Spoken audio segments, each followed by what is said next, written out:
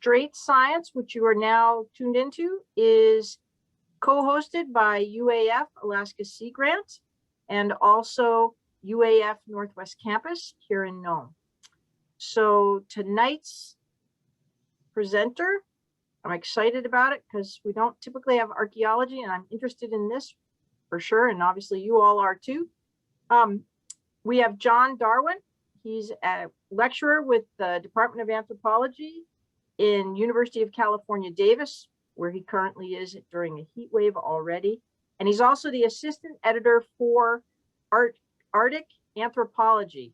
And so that is like the Arctic Anthropology journal for the North. Tonight, he's going to talk to us about Eastern Norton Sound. I'm really excited because this is really straight science. This is something happening right here in our backyard.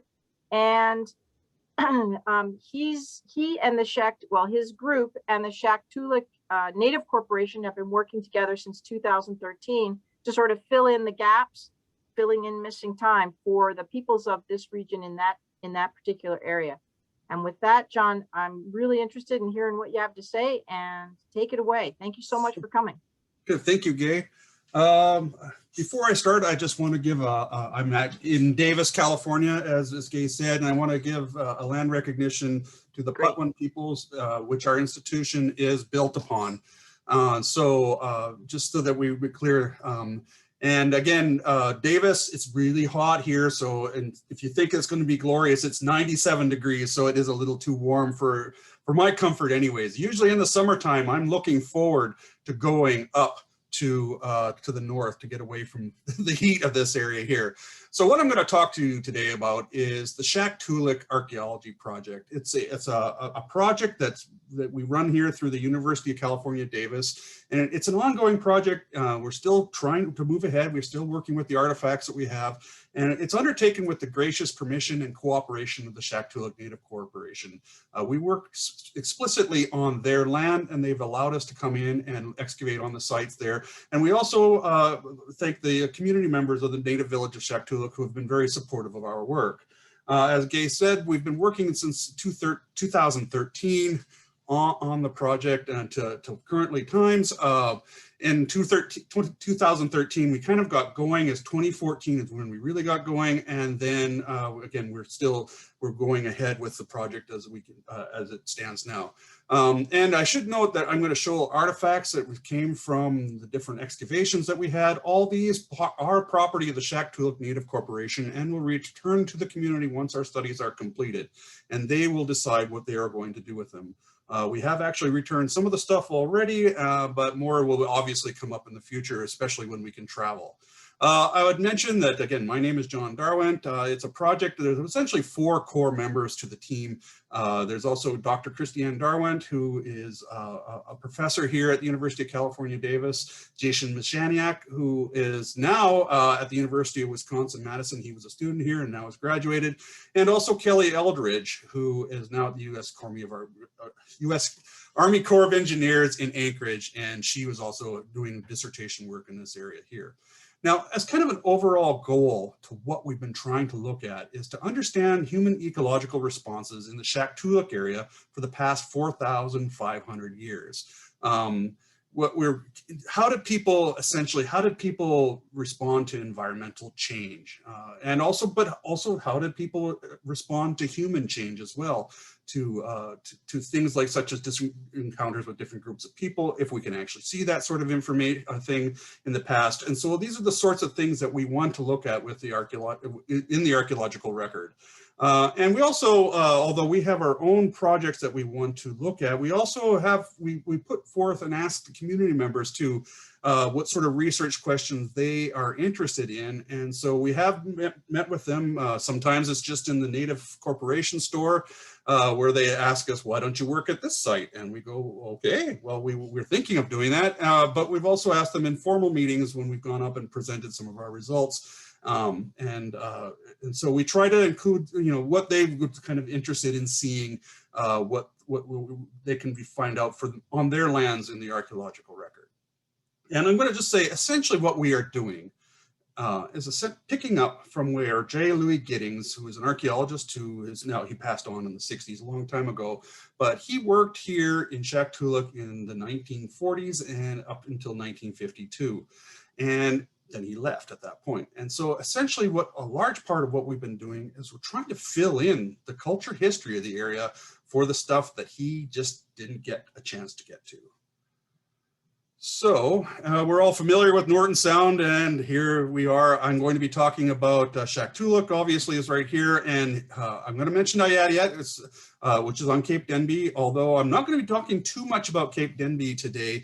I'm going to mainly focus on the sites around Shaktoolik. Cape Denbigh does figure in prominently into our interpretations in the area.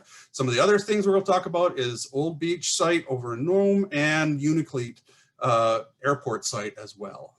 So some of those are some of the locations. So the Shaktoolik Archaeology Project, kind of the project, sort of the basis on what we've been doing. We did our initial work in 2013 when we actually identified a site that we wanted to work at. And then in 2014, we returned to what's called the Shaktoolik Airport site. Now, it's a very profound name, but it's just right next to the airport. And so we essentially walked on it in 2013 and went, wow, this is a really large site. Why has nobody ever looked at this thing before?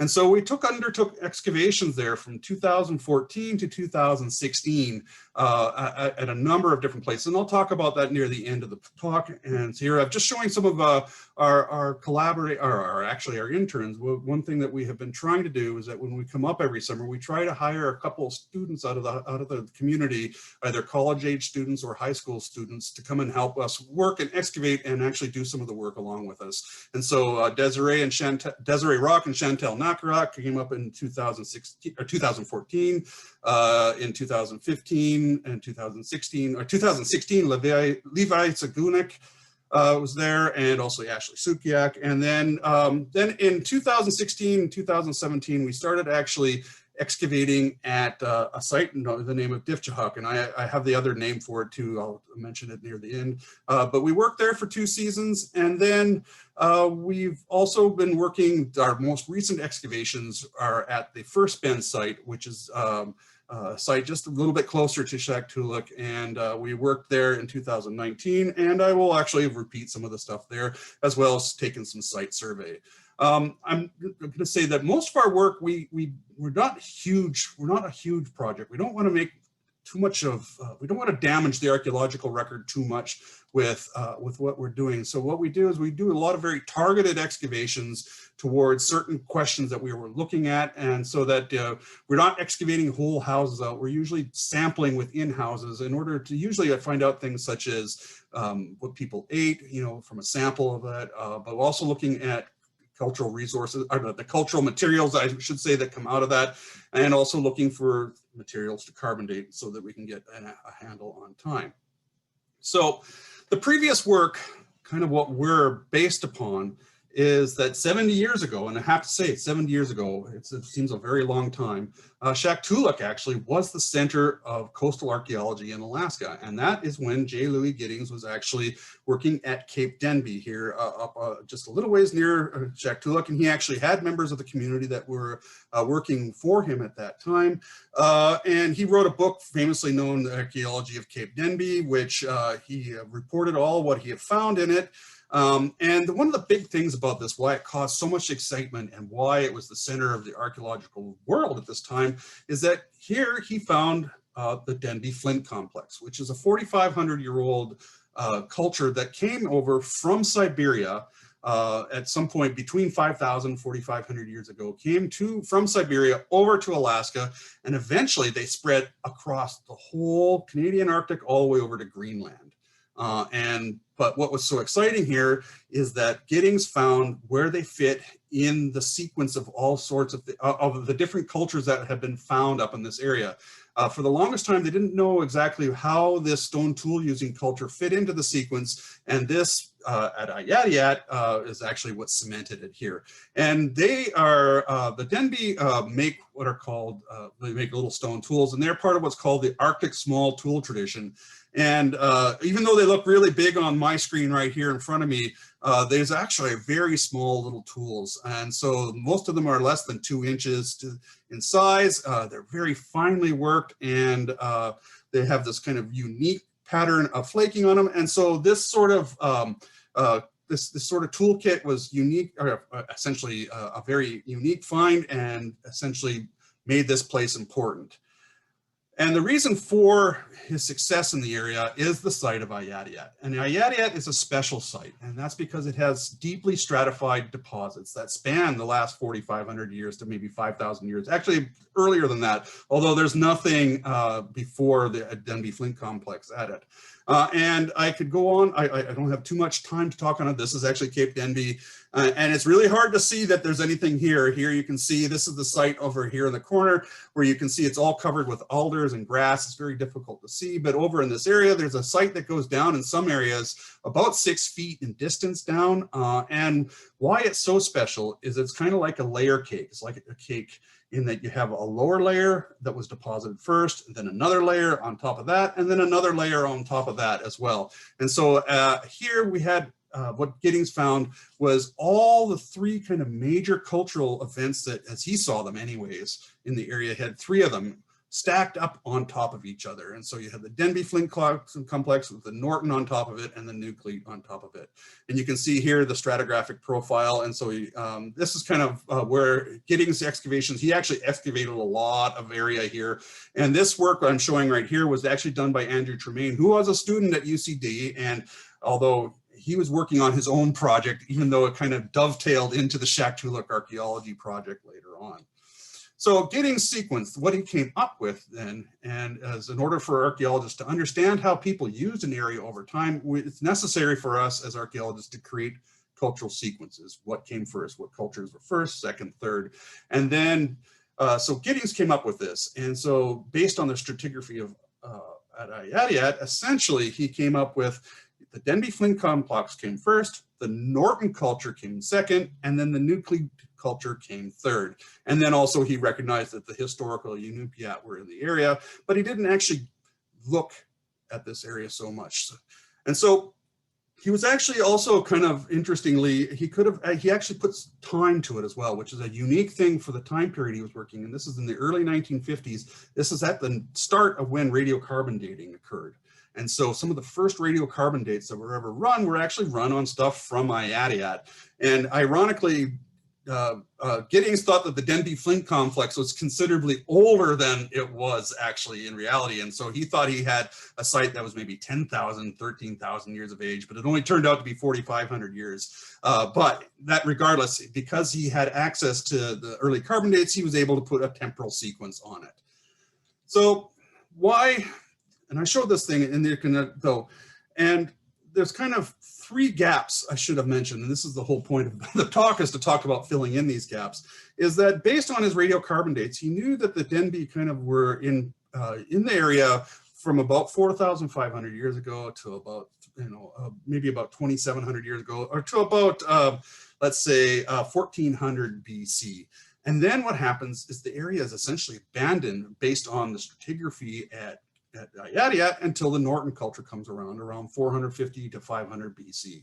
And then the Norton culture is there till about 350 to 400 AD, and then they disappear. There seems to be nobody around again until the Nucleate comes along about 1,100 years ago, or 1,000, I'm not 1,100 years ago, 900 years ago, 1,100 AD. And Nucleate is what's a local variant of what's called the Western Tule culture.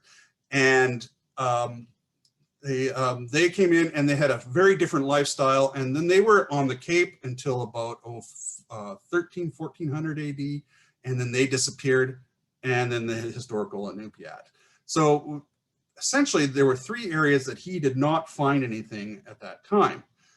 So gaps in the archaeological sequence make archaeologists wonder why. They actually cause us some consternation, actually, because they make a very big difference in how we interpret how people use an area at any particular point in time. And the big thing that we always want to know is, are the gaps real or a product of something else? Now, we can substitute sometimes information from other areas to try to fill in these gaps, but it's never really as good as the real thing in an area. And that's the thing, is that when Giddings left in 1952, he did not fill in the gaps at all. And they've been there essentially since this point, and they haven't been filled in. And there are three different reasons why gaps can occur in the archaeological record. And the first one is that there was nothing ever there in the first place. So if it was never there, it can't be found. So that's an important thing, because if somebody is not in a place, we want to know. But there are also the things is that people could have been in a location, left stuff behind, but it did not preserve. And ironically, probably 99% of the archaeological record has disappeared. You know, all the organic stuff that we make our clothes out of, how we made our tools, and all the things that we use, decorations, all that stuff often decays. And although in the Arctic we get spoiled in that it's often better preserved there in other areas, a lot of times stuff like this will also disappear as well. And so we have that situation where stuff could have been there, but it just didn't preserve. And then the last one is that the archaeologists missed it, so we didn't find it.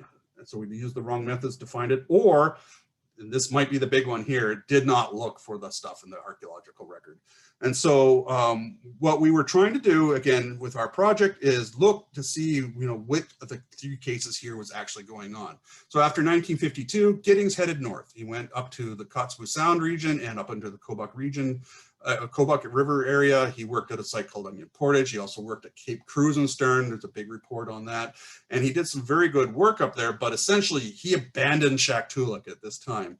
And since his departure, with the exception of a few studies, one by Bruce Lutz was working in the area nearby. There was John Boxtos was working near Nome. But this is a little ways away from the Shaktoolik area. Bruce Lutz came around a little bit in the Shaktoolik area. But other than these little kind of blips and some cultural resource management projects, essentially our understanding of the past in this area stopped 70 years ago. So the first gap, we wanted to come back and see if we could try to rectify some of this. And so the first gap that we found is that when the Denbigh Flint complex ends and disappears from Norton Sound, and this happens around 1400 BC, plus or minus a couple hundred years either side. And essentially, there is no evidence after that for any use of the area until about 500 to 400 BC. So a gap of about 900 years to 1,000 years where nobody seems to have been around. And then after this gap, the Norton culture comes into the area. And so why is this gap here? Why did nobody use this area here? And so, you know, are we missing the sites, or are we, is it something else that's going on in this area? And this is the one that actually we've probably done the least amount of work with, is because we just having trouble finding it. Gap number one here, using my graphics. It's number one we're talking about. So ironically, even though I'm saying that archaeologists often don't look for things, this gap might actually be real. And the reason for that is that the Denbigh Flint complex disappears across all of Alaska at this time. So we have Andy Tremaine and another individual, they worked with the radiocarbon data that was available for all the different sites in Alaska. And what they found is that there's a big gap right here. And this is actually a radiocarbon information. They're looking at the probabilities, and they're using radiocarbon data as, let's say, as a proxy, as a way of trying to gauge how many people are there. And so when we have a lot of radiocarbon dates, it often signals that there were a lot of people in the area. And then when we don't have a lot of radiocarbon dates, it seems that people might not have been very populous in the area. And for all of Alaska, you can see here's the dates associated. I'm using my little mouse here. Hopefully people can see that. The dates for the Arctic small tool tradition, or the Denbigh right here. You can see them there. And then there's a crash. There seems to be very little in the way of population. And then this is when the Norton comes in, the end of our gap we were talking about. It seems to pick up. So this actually might be a real phenomenon. And so maybe people really did abandon this area. And one of the reasons is that there was a Mount Anichak in the Alaska Peninsula erupted in 1641 BC, right around the time that this all happened. And it caused actually a severe global cooling event. And this could have actually made parts of Alaska very difficult to live in and caused a contraction in the population. And it's also been speculated maybe at this time that there was crashes in the caribou herds. Maybe the two are related together. But for whatever reason, it seems that ASTT populations contracted, and people seem to very much, I don't know, totally disappeared, but there were very small populations of people left, at this time. And so we also, though, have a problem in that we might have actually a lack of evidence as well. And during this time period, which is kind of critical in terms of trying to figure out what happened, we actually have sea level fluctuations that led to increased erosion at the time. There was some increased storminess. There was also at this time, sea levels were lower. And so people try to often live as close to the sea as possible. So if they're living as close to the sea as possible, and what happens is the water comes back up, then where their sites are get inundated and we don't see them anymore. So it's difficult to know what exactly happened. So we might be missing this one. So in the Shaktoolik area, we have thought about this and we're trying to find it here. And I'm just going to mention it here is that this, and we'll see more maps here. This is actually at the south end of the kind of the area we've been working at. And this is Bison Salut right here. And this is Norton Sound. And right here are some areas that we think might have been around at that time, around between 1600 BC and about 900, 800 BC. But we haven't found it. We've looked a little bit here, but it's really, really marshy and we haven't found anything. It's very difficult to work or survey or find anything in this area. So we might be out of luck because this, if it's going to be anywhere, it's going to be down in this area here, if it's around Shaktoolik. So at this time, we kind of have to look at what happened after the fact. And so what happens at the end of Gap 1 in the Shaktoolik area?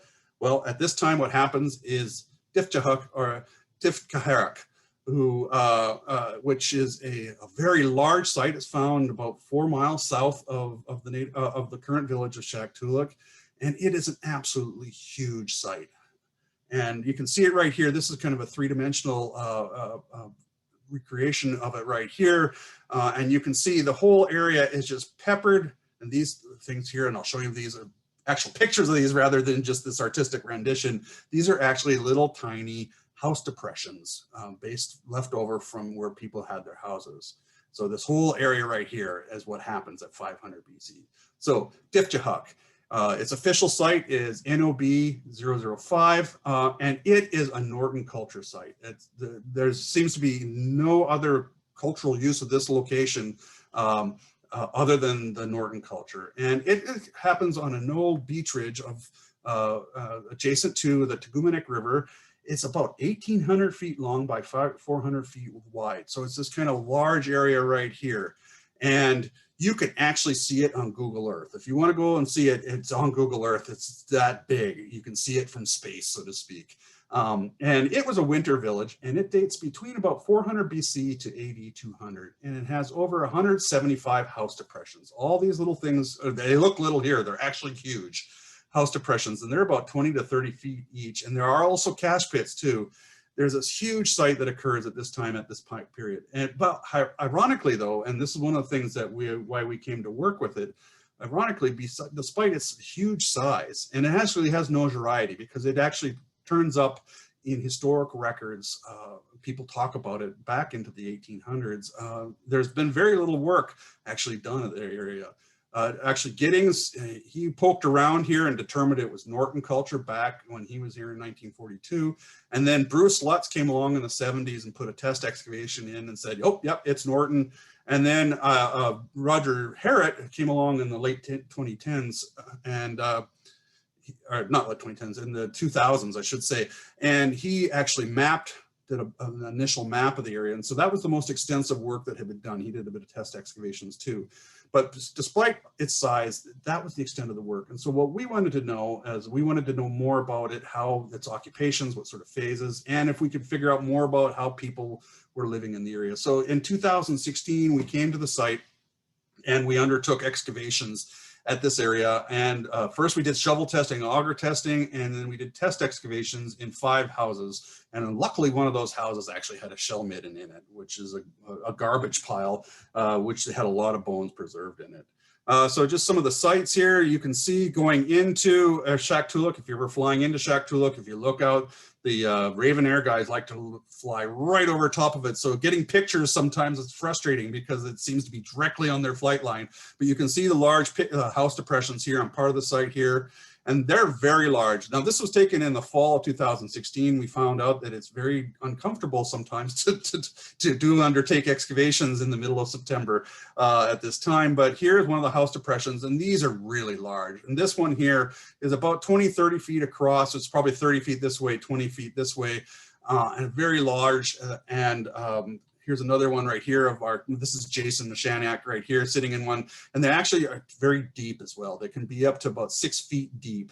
And so they're very large and very big structures. And one of the things we were trying to figure out, and I don't have a lot of time to talk about it, is why we find so few artifacts in it. But we've called it the Big Empty for one of our presentations, because it's such a huge site and people put so much effort into making the houses, and there's very few things found in it. And so it's kind of a conundrum that way. Here again is another picture right here of the site, just to kind of give you a perspective of the size of these houses right here. And we tested in 5 different houses ourselves. Roger Harrett put a couple test units in, so he got some radiocarbon dates too. And so what we did though is we were able to look at these, we were able to assess their age and also look at other components of the material culture.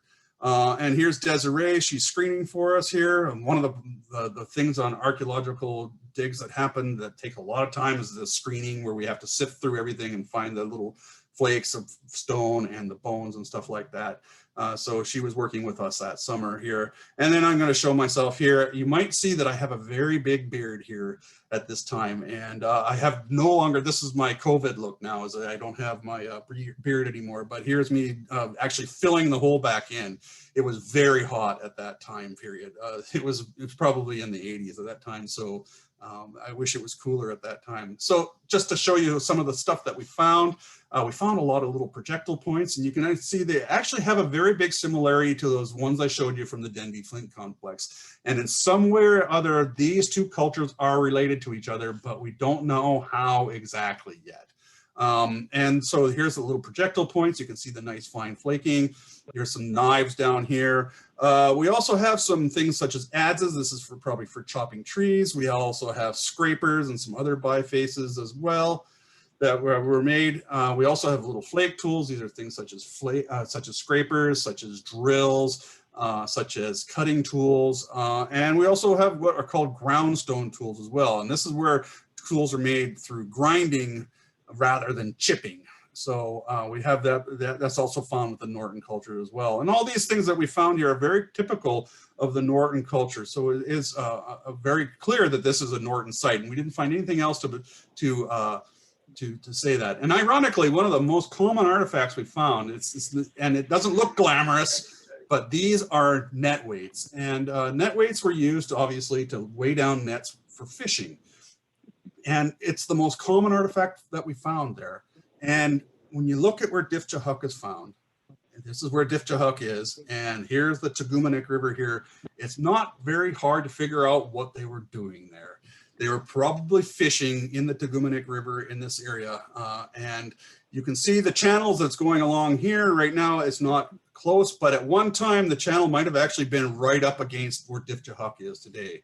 And so it's obvious from the artifacts they were fishing.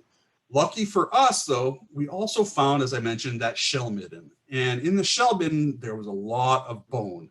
And the reason that bone is there is because we found a lot of mussel shell. And the mussel shell is very, it buffers the bones against the acids in the soil. So the bones preserve better. And as a result, we found essentially, well, when we were excavating, we found about 3,000 bones. And then we also took soil samples and found another 1,250 bones as well. But the interesting thing is that we could see when we were actually doing the work is that the animals that we found, no surprise, is that salmon was 25% of the bones that we found in the screening stuff, which goes along with the net weights in terms of the story that's going on there. We found 45% of the stuff was mussels, and that is the conundrum because we don't know where they got the mussels from, because That's not really the beaches in front of Shaktoolik where we are sand beaches, is not really where mussels are often found. So we're often thinking maybe they were out at Cape Denbigh and getting these mussels. That's one of the locations that we were thinking maybe they got the stuff. And then the other thing that's really large is ptarmigan. There's a lot of ptarmigan bones in the thing. So that goes along, it was probably a winter village as well, because that's one of the animals that's available potentially in the winter to go after. There are also small seals and caribou and ducks and geese and other birds. In the small soil samples, we put these through very fine mesh, actually in what's called a flotation machine. And what we found is a lot of little tiny itty bitty bones associated with what are called saffron cod. And sometimes they're called tom cod, saffron cod, which is sometimes considered a starvation fish. And it's caught in the winter time too. Usually through holes in the ice. Actually, in 2019, when I was in Nome in February for a conference, one of the things we could do is go off and catch saffron cod out just off the coast. So when we look at the very small bones, half the bones that we find are from these little tiny fish. And I don't have too much time to talk about this, unfortunately. And Jason could talk your head off about it because he's really into fish. Is that the saga of the fisheries that people had in this region is a dynamic between saffron, cod, and salmon. Those are the two dominant fishes that people used in this area throughout the rest of time. And sometimes they got into some other species, but most of them were salmon and most of them were saffron cod. So it's kind of an interesting thing. And then when the Norton moved into the area, they were obviously using this fishery to support themselves, because this is a really large site that's there. And the other thing that we found there, and this is actually, it goes along with the Norton tradition. There's some other things that are also associated with the Norton tradition, but what they brought from Siberia is pottery. And so they're the first cultures in Alaska to use pottery, and it's very thin pottery actually overall. It's made better actually than the stuff that comes later in time. So thin-walled pottery, and it would have been in vessel forms such as this one right here. And we find shards of it. It's decorated in different ways. And this came from Siberia, and they used it for cooking different animals. And we actually we're collaborating with Shelby Anderson from Portland State University and Tani Buenaceras, who's doing a postdoc here at Davis. They're looking at some of the residues actually from these pots to see what people were eating. And I think they're getting some interesting results, but we'll have to see exactly what they had. So anyways, pottery is a very interesting thing that comes along with it, the Norton culture. So the radiocarbon dates, coming back to the kind of the bigger picture here, Difchahak, indicate that Difchahak grew very fast. And when we look at the actual archaeological, the different features, we excavated again. We have dates from seven different features here, and when we look at across the site here, it's all these features. Can you see? Am I going too quickly? Sorry. Anyways, no, you're doing great, John. It's just we have a caller, and so they're not muted, but. Oh, okay. I'm sorry. I thought somebody was trying to give me a message. No, you're doing great. Thank you. Usually when I'm talking, I'm teaching my classes in Davis, and a TA will come on and say, "We can't hear you, John," or "Slow down, John." So anyways, I thought somebody was breaking in to say that. The sites, the different features that are found here, all these really big house depressions, were all occupied. If you can look over here, you can see all these things, all these houses were occupied very, very much at the same time. It looked like when the site was there, it was bang. It was a large site right off the bat. And there seems to be two main periods of occupation. One that goes from 400 BC to 50 BC, and a second one that goes from about 50 AD to 300 AD. And these occupations are also echoed at Cape Nome and at Unalakleet and Ayadayat as well. We don't think people abandoned that area during the two periods, but there was two swells of populations that obviously came into the area, and they were using the fish at this time. And we're looking into reasons why this intensive northern occupation came into this area. And here's the other two dates that come from the later time periods. Now the reason, to circle the site, sorry. Now, as I was mentioning before, Difchahak is not the only large Norton culture village in Norton Sound. We also have them in Old Beach, near Nome, near Nome. We also have another one at the airport. And if you ever land in Unalakleet, if you look just off to the east side of the airport, there's a lot of house depressions. Those are Norton house depressions. So we have another one there and a Shaktoolik. And what we think is that these large villages were kind of like hubs for different groups of people. And then they would have satellite sites that were off that they would use. And so they would come and use Difchahak during the winter time. And then they would go off and use places like Ayadiat and Majujanek at different times. And also the same sort of thing, I don't have them listed here, but there are similar sites down at Unalakleet. They're the small little outshoots. And actually the first band site, which I'll talk about here in a second, might be also one of them. And so all these little hubs probably represent little local groups. And because Difchahak was so big, so fast, we really think that it moved into the area already with this kind of large system of political or settlement system in place. So some sort of migration event. And one of the things that we're trying to figure out is whether that migration event came from Siberia or from northern Alaska. So going along with our story here, at about 400 AD, the Norton culture seemingly disappears from Norton Sound. At Ayadiat, the gap between the Norton and the Nuclide lasts from until about 400 AD to 1100 AD. And unfortunately, up till recently, Cape Denbigh was our only point of data. Now, the question becomes, did the Norton abandon the whole region at this time, or did the Norton just abandon Cape Denbigh? And that's the thing. What it really does look like, and I'll fill you in on the details here, it really does look like at times, even though Cape Denbigh is this kind of really wonderful place, and people, still talk about it and for different sorts of resources, bearded seal, and for going after herring and stuff like that. It really does seem, though, at certain time periods, people used it less than others. And so here we're going with, here's gap 2 right there, using the animation. So Difchahak, so what we wanted to do is to see if this is actually the case, if the area, the whole area was abandoned, or if the Cape was abandoned. And so what we did is that we looked at where Difchahak is. And here, Difchahak sits on the fifth of several different beach ridges that form sequentially over time. And they leave behind what we call horizontal stratigraphy. And that means they build up in kind of the same way layer cakes build up, in archaeological sites, how Ayadiat build up in structure, soil structure over time. Here, the beaches grow up over time. And so we have one here, and these dates are estimates. I really need a geography person in order to help me figure out the sequences and some of the dating of these events, geology. And so, but essentially what happens is these different beach ridges form up over time. Now, these ones here are later in time, and people have looked and looked and looked in this area here, right around Difchahak, to see if they could find other archaeological features, and they haven't. Giddings looked for them, so did so did Herrick, and so there's just nothing right in here. So, but what we thought is like, okay, well, here's Difchahak here.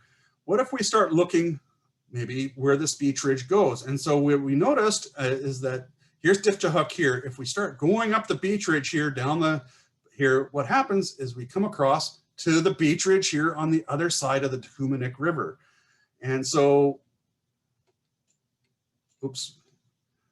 what we found is when we looked there is that we actually found we call now the first band site.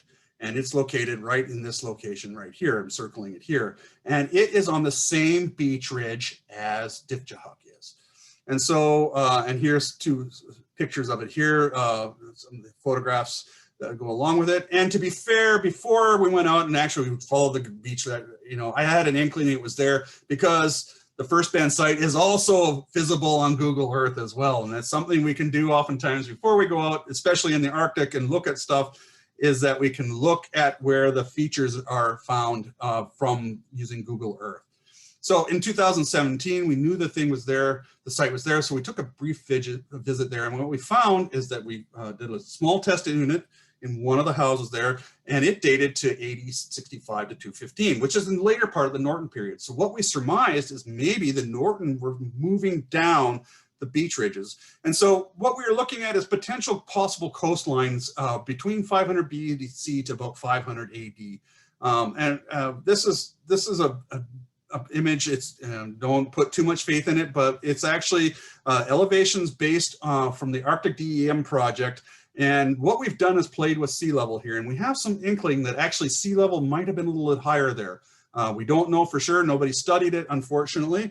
But what we think is that sea level was higher, so maybe this whole area was inundated. And we can see this in actually how the Tegumenuk River, how this area is working down in here.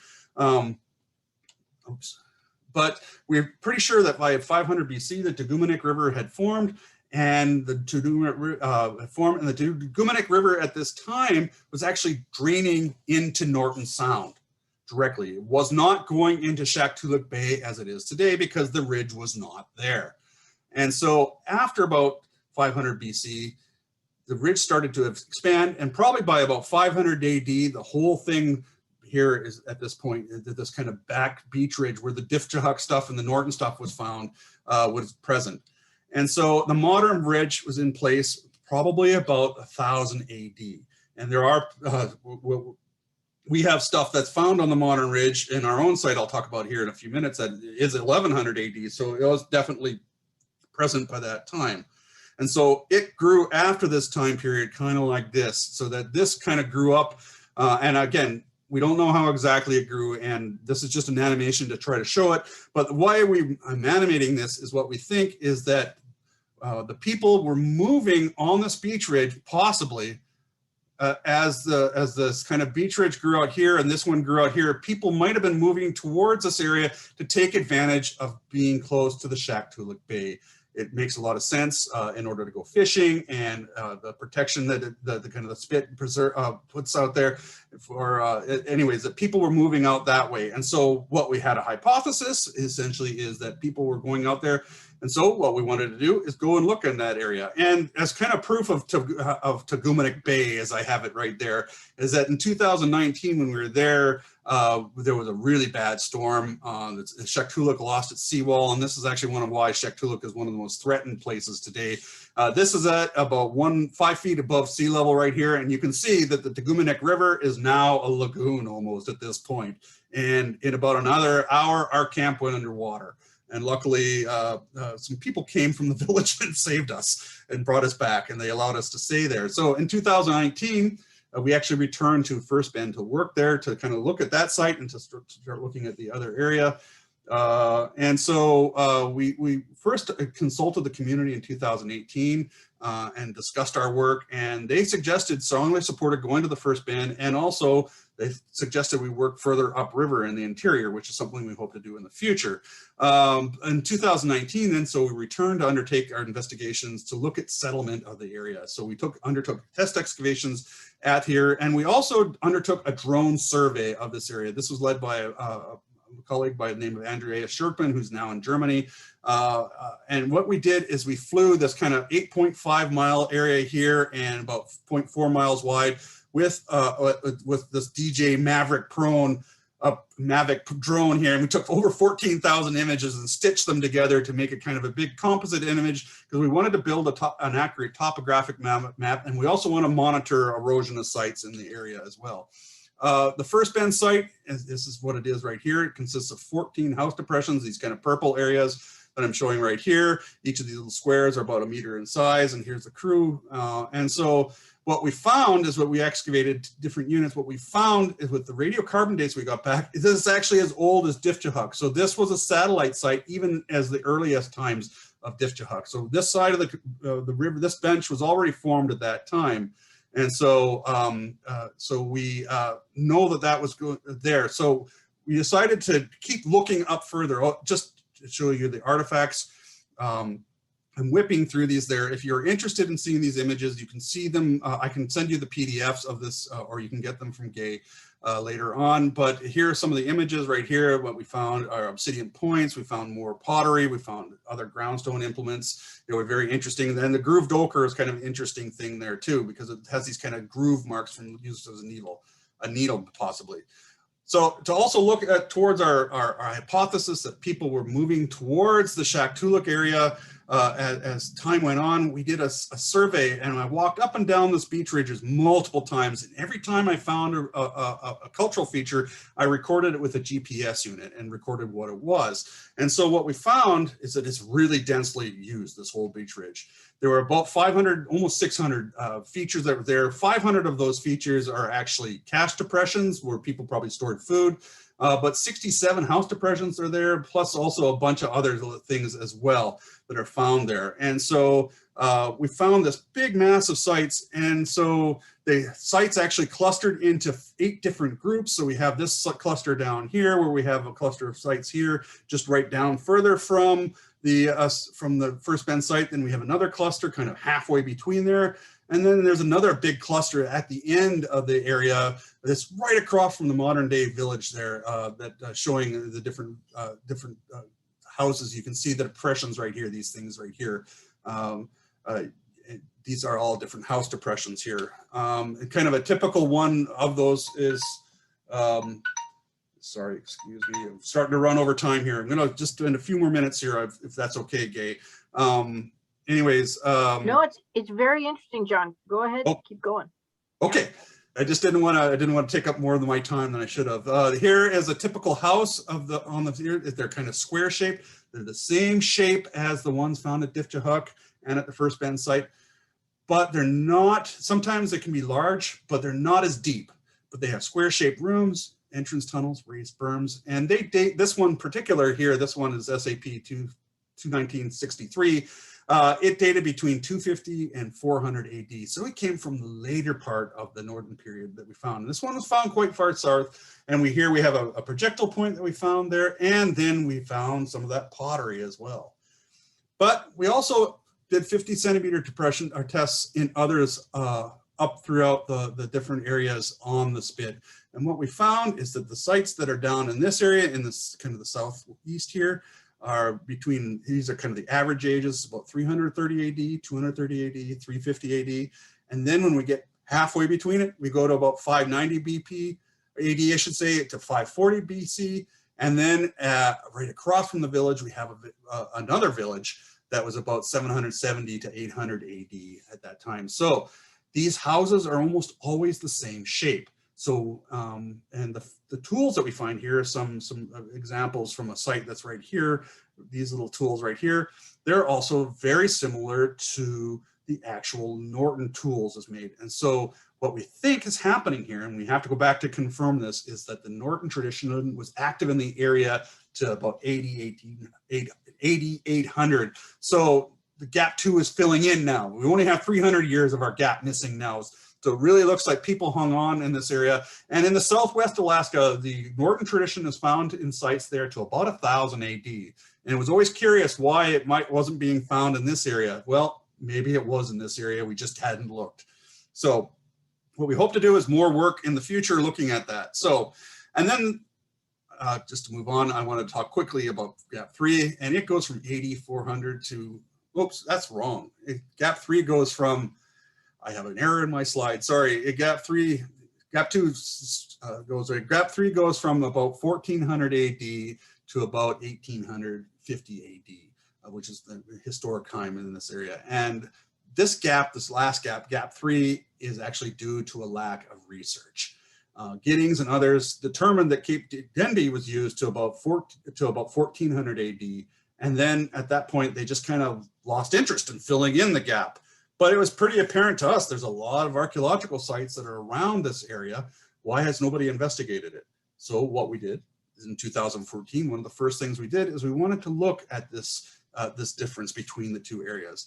And so what we looked at is a site called the airport site, which obviously is by the airport in Shaktoolik. We're very, again, as I said, very creative with our names. And it sits in this kind of this red area where around this box, and this here is a satellite image of it here. It was found back in 1970, not 1970s, it was found in the 1990s when they were actually starting to survey. That's when it was recorded. It was starting to survey for the new airport that was going in this location here. And it is a big site. And it sits here. You can see the first shot here is Bessborough Island in the background here. You can see it sits right in here. And then there's kind of a raised hill. It's a central hilltop.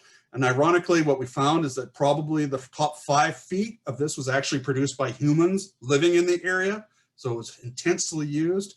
As you can see, the vegetation hides it. It's really difficult to see it. And when we were doing a lot of our mapping work in the area, a lot of times how I found features is I fell into them rather than actually seeing them first because there was so much stuff there. It was previously identified, and the site form said, it has multiple houses. Well, that was a bit of an understatement. We worked on a map for 2 years on this, and what we found that the site is over 1,000 feet long, about 400 feet wide, and there's over 160 houses that have 360 rooms inside of it. And there's over 60 cache pits that are also associated with it. So it was an absolutely huge site that people have been using this area, and it just sits under the grass. So we did a program of mapping where we recorded all the stuff in the area. We also undertook some test excavations in the area as well in order to try to find some dates about how and when the site was being used. And so here are different excavation units that we found, that we excavated. And the ones that we've got the most information, actually, we have a lot of information out of that one too, but these ones here in the middle, in the central area, had the most information. And that's actually because we have permafrost still in that area. Stuff is frozen in the ground. Not so much down here on the floodplain, but there are reasons for that. So what we found in terms of how it was used, just to fill this in up quickly, is how the site was used is that from 1100 to 1400 AD, there was probably a nucleate occupation of the area. And what I have here is these are the features that we think were actually possibly used at this time period. And so we have actually a test unit in this one here. I'll talk about it in a second here. And some of the artifacts we found from this time period, this is a birch bark spoon. This one actually is the oldest artifact that we have. We carbon dated a piece of this one to about 1100 AD. We also have chipped slate ulus, and we have ivory decorations of ivory fish hook here, and here's part of a fish spear part. And these artifacts are all very characteristic of the nucleate culture. And so it does seem that this is being occupied at the same time as the Cape was as well. And so this is the same time people were living here. And one of the sites that we found, or one of the features, I should say, one of the houses that we found that was very special was a Kargi or Kazgi structure. There's different ways of calling it, which is a ceremonial or a man's house. We found this very large specimen of one. And you can see up here in the corner, here's Andy Tremaine for scale. And it's a very large structure. It's about 33 feet, about 10 meters long by about 7 meters wide. And we've put one excavation unit in it, and it actually has a plank bench that would have been around the outside of it. We have remnants of that right here. We have one of the units went in right there. And these structures are known to be used later in time by Yupik peoples, but it's interesting to find one here. This is one of the biggest structures on the site, and it's also one of the oldest because the carbon date that comes from the bottom of it goes from AD 1040 to AD 1220. So we say 1100 essentially is a good time period for when that. We have other carbon dates that are a little bit later than that as well. So, but we know that that was occupied at that time. Then between 1400 AD and 1850 AD, we have, well, let's call them Paleo-Yupik. We're pretty sure that they were Yupik peoples because we know the Yupik peoples lived here before the Inupiat moved into the area, but unfortunately epidemics, pandemics, which we're all familiar with today and people will still remember in the past, unfortunately really reduced the number of Yupik peoples living in the area, and they contracted to the south. But this here, one of the interesting houses that we found here is this kind of large number of different rooms that are all kind of connected together by tunnels. And it's very hard to see. And you can see that kind of here, this is what it looks like in 3D. This kind of mass of little tiny rooms. And we can tell that they're all collected because we'd find posts when we were actually doing the mapping. And sometimes I'd fall into these houses and stuff, very hard to see. And what we want to do in the future is use LiDAR in order to cut through the vegetation to give us a much better map. And so that's something on the agenda that our Andrea Shirkman assures me that we should be able to do in the future.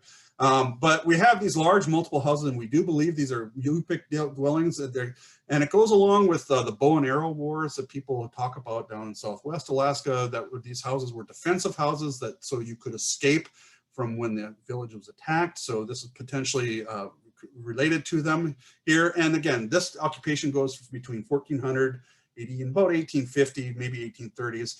And I'm just going to show you some of the artifacts we found there. These are harpoon and fish spears that date to around 1600 AD. We have snow goggles, box parts, ivory arrowheads, and we have a little tiny peg that seems to be either a seal or a beluga that was probably part of a mask. We didn't find the rest of the mask. We do have wood artifacts too that come, these ones are from the early 1800s, but we have wood preservation in this area. We have a part of a kayak that's probably from a Norton Sound style kayak. We have a bow part. We also have part of a snowshoe that vary from a typical Yupik snowshoe from down south. So we do believe that these artifacts do tend to tend to maybe reflect Yupik peoples down to the south. And we also have this big skin scraper down here as the bottom as well. And fish weights as well. So very interesting sorts of artifacts made out of wood. Another one that we found here, this is a net shuttle for making net. And this one here is absolutely huge. And to give you perspective, here's Andy Tremaine again, holding one up. He was the person who freed it from the permafrost. We think it's so big that it might have been for catching either things like bearded seals or possibly even beluga whale. We're making nets to collect them. We also find pottery there, and we also are having some work done on this pottery as well. Have in the past, we have a wood scraper down here. I have the wood scraper. I guess I have it in 2 slides. We also find pottery. There's a big difference between the pottery here in the later times than the earlier times. It's very thick, this pottery. It's not as decorated as well either. And so this is Thule ware. And it, again, is another type of pottery that was found in the area. And these are a bunch of sherds that I found in one of the units that all stick together.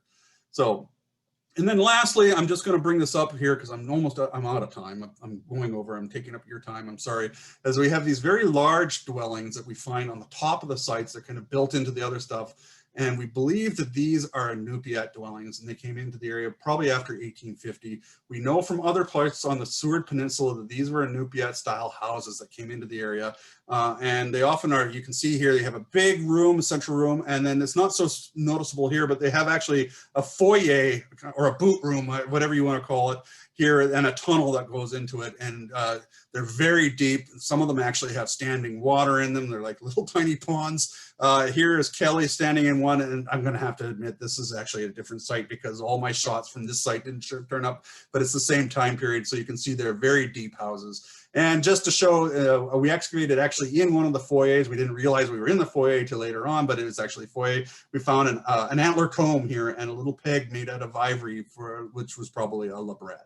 So again, we have dwellings from this time period as well. And I'm not going to talk about them today. We also have stuff that's from the 1900s on the surface as well. So in conclusion, we have whittled away at the gaps of our knowledge in human history of the use of Shaktoolik area. And gap 3 is closed. I'm going to say that that doesn't exist anymore. Gap 2 is smaller. Now we only have 300 years. And lastly, well, we have to work to still maybe find gap 1 to try to figure that one out. And we really want to work though on seeing if we can fill that last bit of gap 2. We think we know where to look for this possibly. And so once the current COVID situation has passed and it's safe for us and for you all, for us to come back up to the Arctic, we will continue our work on that. And so just want to leave off with my acknowledgement slides. There's a lot here. I'm just going to leave this up. And so again, thank you to the Shaktoolik Native Corporation, the native village of Shaktoolik, and then all the people in the village that helped us over time. Everybody's friendly to us. And then we have funding agencies. We do have one NSF grant, and then the most recent work was supported by a Northern Pacific Ridge Research Board. And ironically, the Research Foundation of Quebec, which is in French there, actually helped support us too, because they supported Jason, who is from Quebec. So anyways, and thank you to our crews. So I will leave it at that, Gay. And it's a lot of information. I'm sorry if I went over. So yeah, don't ever say sorry, because it was so interesting, and actually I'd love to hear all the whole story, but thank you very much. And so first off, for the audience, you know, it's always nice to clap or whatever, put your questions in, have a moment to reflect, get your question in there, or zoom in here, but also give a little love to the speaker, because he is in a different time zone, and he has taken his time to prepare this, to tell us all about it, and it was really well done. And I love your graphics. Can I just thank you. And we do have a caller, so I do see we do have a caller who doesn't have video access, so they were listening in the whole time, and I'm just gonna jump right to them to see if they have any questions. They may not, but if you call on if you're only a caller on a Zoom call, you get priority. So if that caller has any question, please ask it now. You may not. They're definitely muted right now, but if they, and it's an Alaskan number. Yeah, this is Joanne. I'm calling from Unalakleet, Alaska. Welcome. I'm a past resident of Shaktoolik, and I've been very interested in this study. I had a question about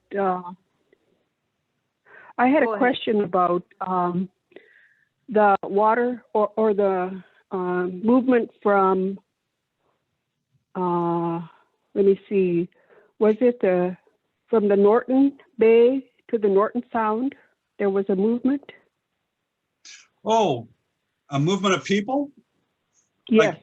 It looks like people were first down by where Difchahak is,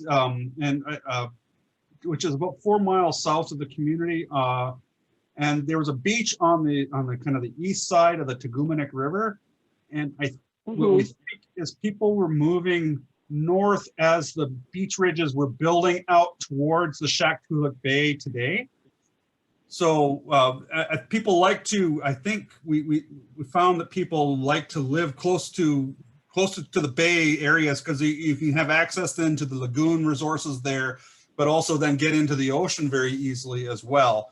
So what we think is that, again, about as time went on, that people were living in, like, at the first bend site, which is about 3 miles south, and then, you know, about 2 miles south of Shaktoolik, and then right across from Shaktoolik by about 700 AD. So that's kind of what we see there. We do believe there were some changes in sea levels that have influenced this, and the beaches that we have, the beach ridges that Shaktoolik is sits on today, we know they were in place by 1100 AD or 900 years ago at least, because that's when the airport site is dated to. So it had to be there before that. So whether it was at the end, that's the thing. One thing was we don't know if actually the Shaktoolik airport site, if it was at the end of the peninsula at that time, or not. So I do know that there are some dates from further on down that a geologist got, so that it was a little bit later in time. So that seems to be, maybe that was the case as well. Did I answer your question, Joanne? Yes, you did. Okay. And the other thing that that I think about, based on the Alaska Historical Society meeting that I went to, was the ocean currents. Now, do you think the ocean currents played a big part as to where the oldest Alaska Native settlement that was found on Cape Denbigh? And is that true, that that's where the earliest site of the oldest settlement is? It's one of the earliest of the peoples who are living that are like the modern Inupiat and Yupik and Inuit peoples today. It's that's their most distant ancestor is at Cape Denbigh. Although some of the oldest actual sites from that time period are actually found in the interior, up further north. Okay. I think Lake Matrak is one of those sites. I can if you're interested, I can try to I can send you an article on the Cape Denbigh or on the Denbigh Flint complex and where it's dated from. But the one at Cape Denbigh is very old, though. It's one of the oldest on the coast, so we can qualify that. At least it's on the coast, and so. Andy Tremaine, one of his things that he looked at when he was trying to do when he was working his dissertation is figure out where the Denbigh people went first, because they often think that in Siberia, before they came to Alaska, they were living in the interior using a terrestrial lifestyle. And then they came to Alaska and maybe they did that as well. But then there were probably people there already from who are related to the modern Dene peoples that are living there today. And so they probably weren't taking too kindly to these new people coming in. So the Denbigh then had to go look elsewhere, and one of the areas they went to is the coast. But then they also spread all across the Canadian Arctic as well. So it's really a fantastic migration that happens at that time period. Okay, thank you very much. So this is also very interesting to me. And it will continue to be interesting as I get older. I will soon be 70 in a few years, and having lived in Shaktoolik and now having lived in all the other villages between Nome and Unalakleet, this is all very interesting. No, thank you. Thank you. All right, well, thank you. There are several questions. Does anyone have a question that they want to ask right away orally? Barb Romarock, I see your hand up. Why don't you go ahead? And then we have some that are queued I'll get to those in the chat. Go ahead, Barb. Thank you, Gay. This is Barb. Thank you for your presentation. It's extremely interesting, just like Joanne said. So I have a question and a little explanation. Do you connect to archaeologists in Canada and Greenland? I asked because I met a man in Sissamute, Greenland in 2018, and he knows the story. He was visiting with us. He knows the story of the 3 migrations from Russia through Alaska and Canada over. And he said he knows that entire story in his mind. He's been told, and he's keeping it. And his family came with the 3rd migration and ended there. And he gave me a game. It's made of baleen, shaped like a ruler, and it has 3 holes in it, and there's string looped through the holes with 2 ivory pieces hanging separately. And you have to move the pieces so they hang together on one loop.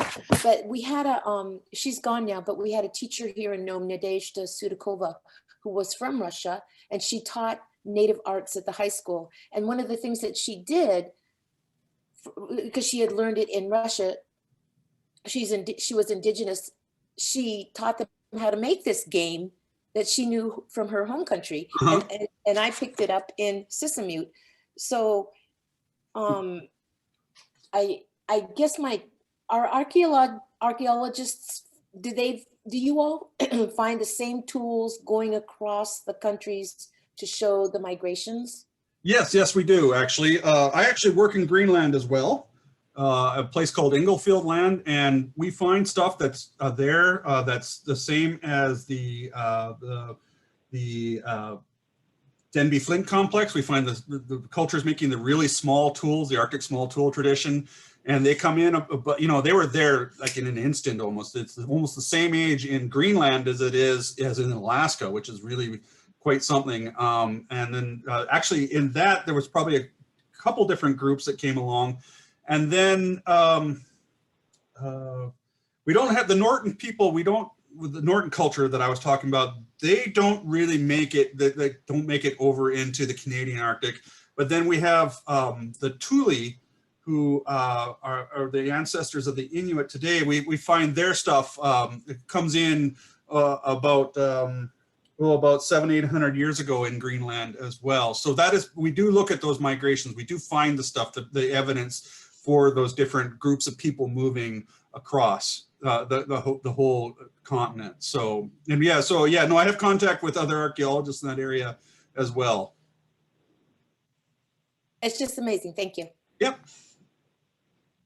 All right, thanks, Barb. There was a couple of questions. One was, or a comment, you might need, this from Hector Douglas, you might need some submarine archaeology. And that was he was writing that when you were talking about the sea level rise. And it made me think, you know, we do have right now, with this increase of ship traffic coming and all that, the NOAA Office of Coastal Survey is now sending up very high resolution, or ships that have high resolution survey equipment, and they are looking at the seafloor. They're mapping it, right, for future use. But is that something, you ever thought of hooking in with those guys and looking at, I don't know if anything would be near shore anymore, but I don't know about near shore.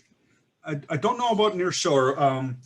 Now, if I was looking at the migrations of people back, say 13, 14, 15,000 years ago, when all that area was actually just land, it was, the sea was much lower than today. Yeah, I'd be hooking in with those people, but I don't know you know, I don't know if it would be as useful for us, just because we're talking maybe a couple meters under the water, not the real deep stuff that NOAA would be going after. But ironically for us, the sea levels of Bering Strait area are better known for, you know, 11, 12,000 years ago than it is, like, trying to find information, than it is for the last, you know, 10,000 years, because people are always so interested in the earliest stuff, right? Whereas we want information that's more recent. So our only proxy we have right now is stuff from the Chukchi Sea further to the north that has been studied. So, but we think that there's probably a little bit of difference there. But yeah, now I can understand some survey, you know, if there are some areas that went considerably deeper, yeah, that would, you know, that would be something to look at. all right, thank you. You also had a question, could the source of the obsidian be identified? Yes, and I didn't mention that, but the obsidian that we have had done, we have had done, it comes from Botsatena, which is in the interior. I forget, it's about 190. Oh, it's less than 200, but it's in the interior. It's not near Galena. I forget the town. I'm sorry about this off the top of my head, but yes, it comes from Alaska, the Botsatena. Maybe I should just Google it here in front of me. But Go ahead. But No the Botsatena. But I'm going to mention that we also have Jeff Rasick, who is a archaeologist who's part-time, at least, with the National Park System. He does a lot of work with obsidian, and he's done a lot of work with it. And we have found stuff, not in our stuff yet, and we are going to work with it, but we have found stuff that's from the Norton period that comes from Siberia. So it came from the Kamchatka Peninsula. So we can actually trace the sources of obsidian. So we have a big source at Botsatena. I don't think we have anything from further south, Mount Adzidza, which is in British Columbia. Sometimes that stuff makes it into southwestern Alaska, but we don't know if it's up in our area here. But we can use what's called X-ray diffraction or X-ray fluorescence, sorry, tongue-tied. Fluorescence is some of the ways to look at the chemical fingerprint about where these things came from. But the stuff that we've had done is from Botsatena. And what that implies is that there's contact with the Athapascan peoples that were working there. So there was trade going back and forth. And so that's one of the interesting things about it. And I didn't talk about it. And we have actually, no, I'm babbling here, but we have a lot of obsidian actually from the first band site and some of the other sites that we just found. We have some obsidian. So we are going to pursue where that stuff comes from to see if we actually have connections with Siberia going back and forth, which is very fascinating that, you know, that it's quite a distance, you know, but either they were doing it during the winter time or boats in the summertime. So anyways, yes, so that's what we know so far on the obsidian. All right, and when you Google that, let us know. Google it right now. Okay, and while you're Googling that, I'll just say that for the audience, I have taken the last slide with all the reports and previous papers that he mentioned, and they and their links, the citation and the links are in the chat. Probably if you scroll up, it's kind of all mushed together. Sorry about that, but you can get to those. And also for the caller who was asking, are there recordings? Yes, this is being recorded right now, and both we're right in the process of getting these recordings into a format that we can sort of load up to YouTube. Right now, Northwest Campus has a Straight Science webpage that has one of the first, we just figured out how to do it, to get the Straight Science to, so you can go to the Northwest Campus Straight Science page, and Sea Grant will probably catch up. And you can click on the poster and it will come up. We're not there in speed yet with these recordings, but that's where you can find this recording. If you want the PDF, the files, the slideshow, why don't you put your name in the chat box, or your address, your name and address, your email address if you have one, or even if you want a hard copy, I can print it out here and mail it to your community. So just put that in the box and we can do that. I just moved on. I guess I'm still on the screen here. I don't know if I'm you are with your obsidian. There it is. There's where Botsatema is, right here. Kind of. Rick Toman, I know that you asked the obsidian question. Do you have a location near Fairbanks? Roughly for that? I see that. Great. Thank you. So yeah, so I'm near Indian Mountain there, southwest of Malakakit. Yeah. Sorry, I brought up the one map that doesn't have any sort of town places. But that's where it's at. So no, that's a good visual. So, and again, there's actually Jeff Rasick has, if you're interested, has a whole paper on obsidian sourcing in Alaska. So that it's published in 2016. So I can give you, if I want, I can find a reference for that if you get in touch with me. And John, there's a lot of questions. There's a lot of interest in your presentation. Are you okay with taking some more questions? Yes, I am. Okay, great. So, and Rick, does that answer your obsidian question?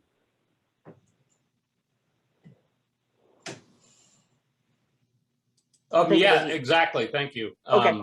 I just think it's really interesting because kind of illustrating the people have always been communicating and trading, and it's a nice example of that. Thanks. Yeah. So from iPhone Rafaela was, what oral history records and creation stories are available, and do they link up with the archaeological information? Can you talk more about the pottery difference? I guess that's two questions. Can you talk more about the pottery difference between the Siberian and Norton one? Okay. Let's see. For the first one, the oral history, we talked like Difchahak actually links up with a story that a couple of people have told us about a shaman who turned a whole bunch of houses upside down. So that one links up. They've talked about that, and it happened a long time into the past. I can look up, this is not my specialty with the oral traditions, but I can ask my colleague Kelly. She's often more well, I think we'd like to get you back, John, or your colleagues, because there's a lot of interest, a lot of questions. I mean, I'm interested myself. It's so fascinating listening to your as far as the history of this region. It's always humbling. As far as the pottery goes, ironically, pottery's been made a very long time in Siberia. It goes back at least almost 8,500 years, and there's a group of people called the they're called, sorry, blanking. I had it on the top of my tip. Anyways, that's okay. You're on a different time zone, no less. No, it's okay. You know, anyways, it's about the Belkachai. There we go. The Belkachai pottery, and it's again, it's made by some Russian groups with a very similar technology, stone tool technology, as the Denbigh have, and they were making pottery that's very similar to the stuff that the Norton people have. And the Denbigh did come off of the Belkachai people, it appears, or some sort of group. But when they came to Alaska, they didn't bring the pottery with them. They just came with the stone tools. They didn't bring the pottery with them. And so later on, the Belkachai people were there, and then they turned into another group. And I can't pronounce it. It's like Yama. I can't pronounce the name, unfortunately. But there's a couple groups there that are making pottery that are kind of similar to this, which is, again, it's a very thin walled pottery. It's tempered with kind of grit and rocks. And then they use paddles in order to put those impressions of the different, there's two main types. There's checker stamped and then there's linear stamped, and they use paddles to put that all over. And we find that similar sort of pottery is made in different areas of Siberia as well. So there's definitely connections to that group. It's just, we're trying still, like Shelby Anderson, who we're working with, is actually more of the pottery expert than I am on this sort of stuff. But they are trying to work at, at looking at where the technology, kind of how it came across the Strait. I think it came, again, there's been around 800 BC, some of the first groups that made pottery made their way over, and they're related to the Norton people, but they're not quite the same as the Norton people. And then, but when the Norton came, they came again, they had pottery as well. So it's definitely, I think that they came from I'm trying, here I'm babbling. Been talking here for a bit. Anyways, what I'm trying to say is that the people came from Siberia. I think that the Norton, and what we're looking into right now, is possibly where the Norton came from. Did they come from South Alaska? Did they come from the interior of Alaska? Or did they come from Siberia? And pottery is one of those technologies that is very hard to transmit to somebody without actually teaching them directly face to face. So we really think that the pottery came with a movement of people, and it would seem that Siberia might be a better location for that pottery to have been made and then brought across than Alaska. So anyways, I hope I answered your question roundabout at least. So I think that was going to be a yes. Is your question answered, whoever wrote that one? The next was a comment from Jerry, and it is, I suspect that the entire Norton Sound was occupied contemporaneously with the Shaktoolik area. I know there are many house depressions around the Quick River and in Elam directly across Norton Sound. Yeah. None studied officially that I know of. Right, and I would concur with you. I can only speak to the Shaktoolik area, but I can't see why Norton Sound is such a bountiful place, and that's why I have in trouble thinking that the Denbigh and the people just abandoned the region between that area, because it's such a bountiful area that there's so much in terms of fish and sea mammals and birds too, that I really don't think that places were abandoned. So I think that it's a lack of work on our part as archaeologists looking at these things. So it's a deficiency on that end rather than people not living in the area. You're correct. And then Katie D. in Unalakleet wrote, besides Bruce Lutz and Giddings, who was the other archaeologist to study Shaktoolik that you mentioned? Roger Harrod. Roger Harrod, okay. I think I know Katie. All right. So how about Roger Harrod? Yeah, and he has an article in 2010 or 2011, and I don't have it listed here, but he has an article where he talks about his mapping of Difchahak. And then Paul Asiksik wrote, how about evidence of dogs in Bering Strait? Any dog leg bones, and how old? We do have dog bones, and I am not the one to talk to because my wife is actually, Christiane Darwent is the expert on dogs, and she has actually been involved in a number of dog studies. And but I do think we have dogs in the Norton period, actually, if I remember right. There are dog bones, but they're different than the later dog bones, if I remember right. And now I'm sorry that I Like I know in the later time periods from the nucleate onwards, we have lots of evidence of dog use, and we actually think that there's an increase that we can see in the and I didn't talk about this, but we have what happens around 1400 AD to 1500 AD is there's a diversification in the amounts of fish that people were catching. And they were catching a lot of herring, and they're catching a lot of flatfish, which are often, ethnographically, those two are often fed to dogs. And we have dog bones at the time. So we think around that time period, people really got into dog traction. But the Norton probably had dogs. And again, I'm sorry that I don't have that on the top of my head. I should, because my wife does all this stuff, but at least for the last 1100 years, there are extensive use of dogs. And it became probably even more extensive use over time. And hopefully that answered the dog question. Thank you so much. And I know we're asking you so many different questions, so it's okay if you don't have the if you can't be expert in all PhD things. So no, it's really great. And my question is, and maybe you mentioned it because there's a lot of things going on behind the scenes here when you're talking, but what was the idea? My understanding is there was a big switch between in that period 3, and it goes from Yupik to Inupiat. Is that? Yes.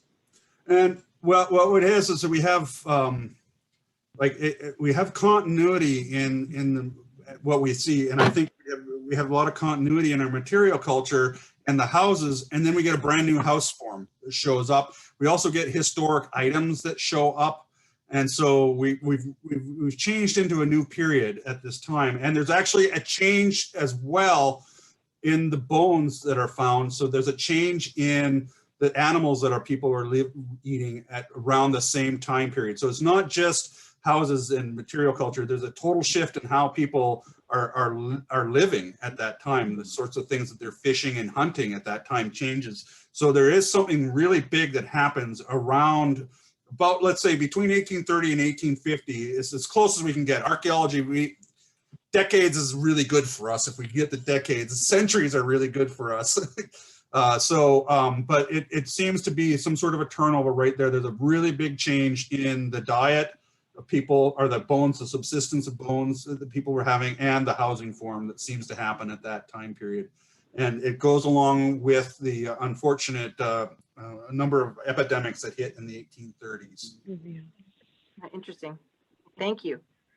Any other questions for John? There's a lot of requests, which I'll try to get to, regarding sending out your PDF. And I can already tell you, I'm going to hit you up later, because it'd be lovely to have you and your wife, who works on this area as well. She may be able to answer the pottery and the dogs kind of question and bring it all together. It's been a fascinating presentation and beautiful to look at as well. Any other questions for John?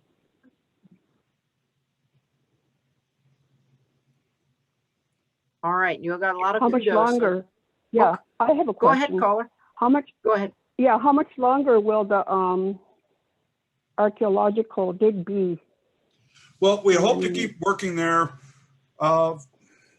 Well, I'm going to retire maybe in 15 years from now. So we hope to keep coming up. We do very small scale things, but when we come up, we hire a few, we try to hire some, the students in the area. So we're not done there. We want to return up into the area as long as we keep getting permission and people are supportive of our work. We wish to keep on and looking at some of the questions that we've looked at. Ironically, the work that we've done from 2013 to present time is all kind of work that we can use to find, I hate to say find money, but at times, to find some more resources to do a moderate sized project in the future. So we're going to keep going and working in the region. That's the best I can say. I don't know exactly where we're going to work, other than we want to do a survey upriver. We want to do a bit more testing across the river, but we're evolving in in the questions that we are trying to ask in the area. And again, if people have suggestions for projects too, that or things that they think that we should try to look at, we take those totally into consideration before doing that work. Okay, thank you. All right. Okay.